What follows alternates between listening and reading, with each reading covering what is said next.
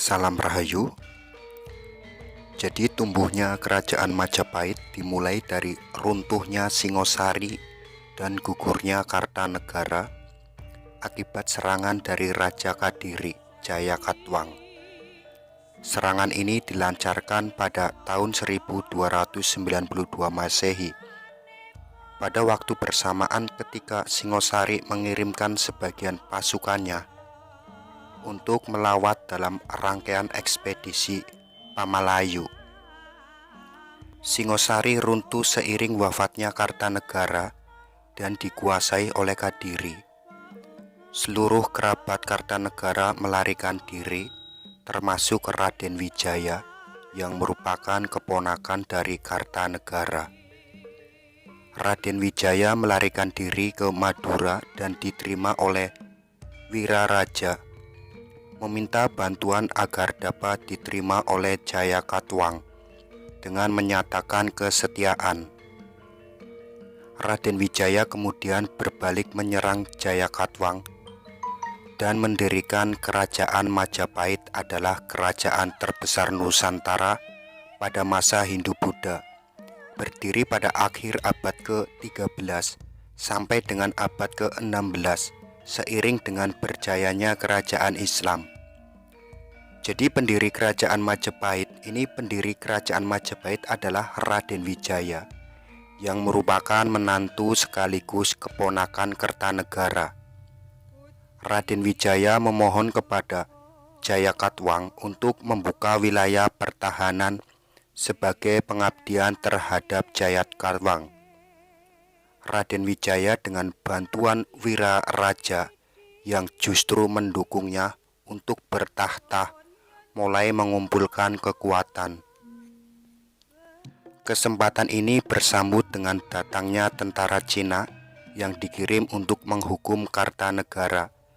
Melalui ini Raden Wijaya menyatakan kesetiaan kepada Cina dan memohon bantuan untuk menumpas Jayakatwang yang dianggap sebagai penerus Kartanegara. Jayakatwang menyerah di hadapan pasukan Cina dan setelah itu Raden Wijaya berganti menumpas ribuan tentara Cina. Raden Wijaya kemudian menobatkan diri sebagai Raja Majapahit dengan gelar Kertarajasa pada tahun 1292 Masehi. Untuk letak kerajaan, jadi kerajaan Majapahit ini dibangun di atas hutan terik sekitar tepi Sungai Brantas, berdalih sebagai pertahanan kerajaan karena Sungai Brantas adalah pintu keluar masuk untuk mengakses wilayah utama kerajaan di Jawa Timur, baik Kediri maupun Singosari. Desa itu dibuka dengan nama Majapahit, barangkali berhubungan dengan ditemukannya buah maja yang pahit di daerah itu. Nah, untuk perkembangan raja-raja Majapahit, untuk yang pertama yaitu Kertarajasa. Raden Wijaya atau Kertarajasa sebagai raja pertama Majapahit menikmati hasil-hasil dari ekspedisi yang dikirimkan oleh Singosari, salah satunya ekspedisi Pamalayu. Perjalanan ini memperoleh hasil yang gemilang baik secara materi maupun pengakuan kekuasaan dari wilayah-wilayah yang jauh. Kertarajasa mengangkat pengikut-pengikutnya menjadi pembesar kerajaan. Nambi menjadi rakyatnya Mapati, Sora menjadi rakyatnya Apatih di Daha, Wenang menjadi Amanca Negara di Tuban, Lawe menjadi Adipati Datara. Penunjukan ini ternyata berubah buruk bagi kerajaan. Masing-masing figur menyatakan ketidakpuasan atas penunjukan itu. Misalnya Lawe yang tidak menyukai Nambi sebagai Mahapati karena menganggap dirinya dan Sora lebih berbakti dan berbuat banyak. Seorang tokoh kerajaan bernama Mahapati mengabarkan kepada raja bahwa Ranggalawe hendak memberontak. Konflik ini adalah awal dari kekacauan selama 20 tahun awal kerajaan berdiri. Kebo Anabrang yang merupakan panglima kerajaan berhasil membunuh Lawe. namun kemudian dibunuh oleh Sora yang tidak terima atas kematian sahabatnya. Atas prakarsa dari Mahapati, Sora disingkirkan dari kerajaan setelah bertempur melawan raja dalam tahun 1298 sampai 1300 Masehi. Sementara Nambi memilih menjauh kekuasaan karena mengetahui dia adalah sasaran dari konflik selanjutnya. Ia izin karena Wiraraja, ayahnya, tengah sakit dan pergi ke Lumajang. Perjuangan Kertarajasa untuk mempertahankan keseimbangan kerajaan sangat sulit, sampai akhirnya wafat pada tahun 1309 Masehi dan digantikan oleh putranya Jayanegara. Kedua yaitu Jayanegara. Jayanegara merupakan putra mahkota dari Kertarajasa, sehingga menjadi haknya untuk bertahta ketika ayahnya wafat. Jayanegara seringkali dicap sebagai raja yang kurang cakap, namun alasan utama banyaknya guncangan di masa pemerintahannya adalah serangkaian pemberontakan yang terus berlanjut. Salah satunya akibat masih eksisnya Mahapati dalam lingkaran kerajaan. Nambi yang berduka atas kematian Wiraraja pada 1311 Masehi tidak mau kembali ke Majapahit dan membuat kedudukannya di Pajarakan. Pajarakan kemudian diserbu pada 1316. Nambi dan keluarganya dibunuh. Pemberontakan semi terjadi pada 1318 dan pemberontakan Kuti terjadi pada 1335. Keduanya adalah Dharmaputra atau pejabat yang diberi anugerah raja atas prakarsa Gajah Mada di Badander. Jayanegara berhasil selamat dan Kuti dapat dibunuh. Raja juga membunuh Mahapati setelah menyadari fitnahnya yang menyebabkan konflik berkepanjangan untuk mengamankan posisi Patih Amangkubumi. Gajah Mada diangkat sebagai Patih Kahuripan dan kemudian Patih Daha. Hubungan dengan Cina kembali membaik. Utusan dari Majapahit datang setiap tahun pada periode 1325 sampai 1328 Masehi. Jayanegara wafat dibunuh oleh Tanca, salah satu Dharmaputra yang merupakan seorang tabib, ketika diminta mengoperasi penyakitnya. Ketiga yaitu Tribhuwana Tunggaldewi Jayawisnuwardhani. Jayanegara tidak berputra. Oleh karena itu ia digantikan oleh adik perempuannya yang telah menjadi Bahre Kahuripan. Pada masa ini pemberontak juga masih terjadi, yaitu Sadeng dan Keta pada tahun 1331. Keduanya mampu ditumpas oleh Gajah Mada. Sebagai hadiahnya ia diangkat menjadi Patih Hamangkubumi. Gajah Mada menyambutnya dengan mengucapkan Sumpah Palapa, yang merupakan mimpi politik untuk menyatukan Nusantara. Artinya Gajah Mada akan menolak semua anugerah raja atas pencapaiannya sebelum ia berhasil menyatukan seluruhnya di bawah Majapahit. Salah satu peristiwa dalam sikap ini adalah penaklukan Bali pada tahun 1343 melalui pertempuran yang hebat dan memakan daya yang sangat besar. Tribhuwana memerintah selama 22 tahun sampai dengan tahun 1350, di mana putra mahkotanya Hayam Wuruk telah cukup umur untuk menggantikan sebagai Raja Majapahit. Tribhuwana sendiri itu wafat pada tahun 1372. Keempat yaitu Hayam Wuruk. Hayam Wuruk dianggap sebagai raja yang membawa Majapahit pada masa kebesarannya, dibantu oleh Mahapati Gajah Mada. Ia bergelar Sri Rajasa Nagara. dan berhasil menaklukkan wilayah-wilayah sebagai lanjutan dari perluasan Cakrawala Mandala Majapahit ke Nusantara Timur sampai dengan wilayah Semenanjung Malaya. Hayam Wuruk berupaya meningkatkan kesejahteraan penduduknya, seperti membuat bendungan, saluran pengairan, dan pembukaan tanah baru untuk pertanian. Keharmonisan antara Hayam Wuruk dan Gajah Mada hanya berlangsung selama 7 tahun. Setelah pada tahun 1357 terjadi peristiwa Bubat, Hayam Wuruk yang hendak memperistri Dyah Pitaloka, putri kerajaan Sunda, ternyata ditafsirkan berbeda oleh Gajah Mada. Gajah Mada menginginkan pernikahan sebagai bentuk takluk terhadap Majapahit. Waktu itu Sunda menolak. Perbedaan pendapat ini berbuah pada konflik yang menewaskan seluruh rombongan kerajaan Sunda. Gajah Mada kemudian mengundurkan diri dari jabatan Mahapati, meskipun aktif lagi beberapa tahun kemudian. Pada masa kekuasaan Hayam Wuruk juga mengunjungi beberapa wilayah kekuasaannya yang dicatat dalam kitab Nagarakthagama.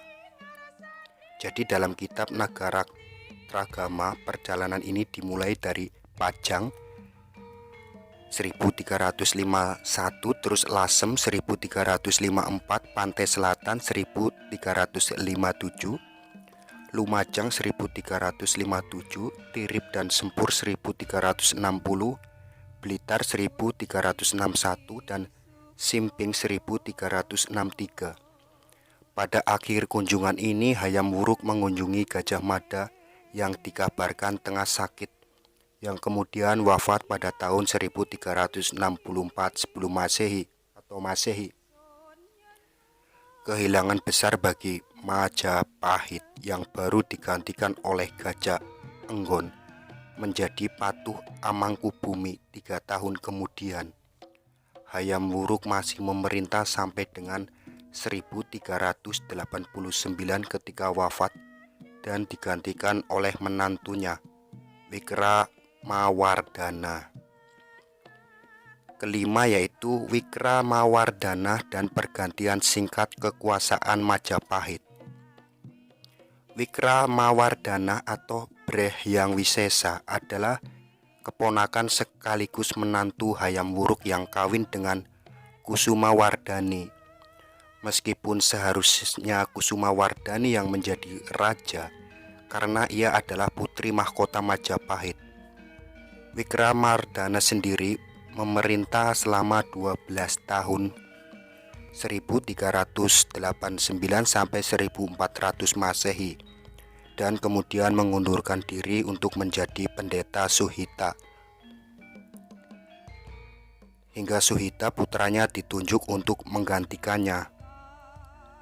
Keputusan ini langsung menimbulkan sengketa antara Wikramawardhana dan Brehwirabumi hingga terjadi peperangan. Perang ini bahkan dicatat dalam berita Cina dinasti Ming serta catatan perjalanan Laksamana Cheng Ho. Brehwirabumi terbunuh dan Suhita dapat kembali bertata sampai dengan wafat tahun 1447. Suhita digantikan oleh adiknya Bri Tumapel Dyah Kertawijaya karena tidak memiliki putra. Kertawijaya wafat pada tahun 1451, kemudian digantikan oleh Breh Pamaton bergelar Sri Raja Wardayana, Sri Raja Sawardana, yang kemudian memindahkan kedudukannya di Keling Kahuripan karena kondisi pusat kerajaan yang masih dikacaukan oleh perseteruan keluarga yang sebelumnya. Keenam yaitu Girindrawardhana, raja terakhir Majapahit. Dyah Surya Wikrama Girindrawardhana menaiki tahta kerajaan setelah 3 tahun Majapahit mengalami kekosongan kekuasaan. Ia adalah anak dari Kertawijaya yang sebelumnya memerintah daerah Wengker. Memerintah selama 10 tahun sebelum digantikan oleh putranya Bri Pandan Salas atau Dia Surya Prahbawa Sri Singkawikrawardhana. Konflik kemudian kembali muncul ketika Bri Kertabumi menyerbu Majapahit untuk mengambil kekuasaan. Kertabumi adalah putra bungsu Raja Wardana. Bri Pandan Sales kemudian menyingkir ke Daha dan memerintah sampai 1474. Girindrawardhana Dyah Ranawijaya menggantikannya namun berkedudukan di Keling karena pusat kerajaan masih dikuasai oleh Kertabumi. Jadi masa kejayaan Majapahit berada pada masa kekuasaan Hayam Wuruk, terutama ketika Hayam Wuruk masih dibantu oleh Gajah Mada sebagai Mahapati 1350 sampai 1357. Pada masa ini Cakrawala Mandala Majapahit mencakup wilayah yang sangat luas, menjangkau Tumanisik, Semenanjung hingga Nusantara Timur. Pada masa Hayam Wuruk juga ditingkatkan kesejahteraan masyarakat, meliputi perbaikan irigasi, pembukaan tanah pertanian, dan pembuatan bendungan. Hayam Wuruk pada masa kekuasaannya juga mengunjungi wilayah-wilayah di sekitar pusat kekuasaan Majapahit untuk memastikan kehidupan masyarakat berlangsung dengan baik. Runtuhnya kerajaan Majapahit, beberapa pendapat menyatakan bahwa Majapahit telah runtuh sejak tahun 1478 ketika Ranawijaya menjadi raja, namun tetap berkedudukan di Keling Kahuripan Kediri. Semenjak Kertabumi yang menduduki Majapahit tidak tercatat mengangkat diri sebagai raja Majapahit. Enjekrum berpendapat bahwa Wangsa Girindra adalah keluarga baru dari Kadiri yang merebut Majapahit dari Wangsa Rajasa. Di sisi lain, berita dinasti Ming masih mencatat hubungan antara Cina dan Jawa sampai dengan tahun 1499. Rui de Brito, gubernur Portugis di Malaka pada tahun 1514, bersurat pada Raja Manuel bahwa ada dua raja di Jawa, yaitu Sunda dan Jawa. Kemudian Duarte Barbosa, penulis Italia, yang menyatakan bahwa tahun 1518 ada raja yang berkuasa di Jawa. Kedua tulisan ini menyimpulkan bahwa sampai dengan kerajaan Majapahit itu masih ada, meskipun beberapa saat kemudian beredar nama Pati Unus sebagai penguasa Jawa. Pati Unus adalah penguasa kerajaan Demak 1518 sampai 1521. Hal ini dapat dipahami sebagai luluh lantahnya kekuasaan Majapahit dalam ekspansi Demak pada tahun-tahun tersebut. Menurut pendapat lain, berkuasanya Demak tidak lain adalah lanjutan dari sengketa antara Kertabumi dan Ranawijaya. Karena dalam Babat Tanah Jawa dan Serat Kanda, Raden Patah menyatakan keturunan dari Prabu Brawijaya Kertabumi. Peninggalan kerajaan Majapahit untuk yang pertama yaitu situs Trowulan. Trowulan adalah kawasan kepurbakalaan di wilayah Mojokerto, Jawa Timur. Situs ini dikaitkan dengan Keraton Majapahit yang terdiri atas beberapa bangunan penting seperti Candi Tikus, Gapura Bajangratu, Makam Troloyo, Candi Menak Jinggo, Kolam Segaran, dan beberapa bangunan lainnya yang dicitrakan sebagai kediaman mewah yang hanya dihuni oleh bangsawan. Kedua yaitu Candi Suku, Cetho, dan Jabung. Majapahit memiliki banyak peninggalan candi yang dianggap sebagai bentuk penegasan eksistensinya dan keperluan upacara keagamaan. Misalnya Candi Suku 1437, Candi Cetho, dan Candi Jabung.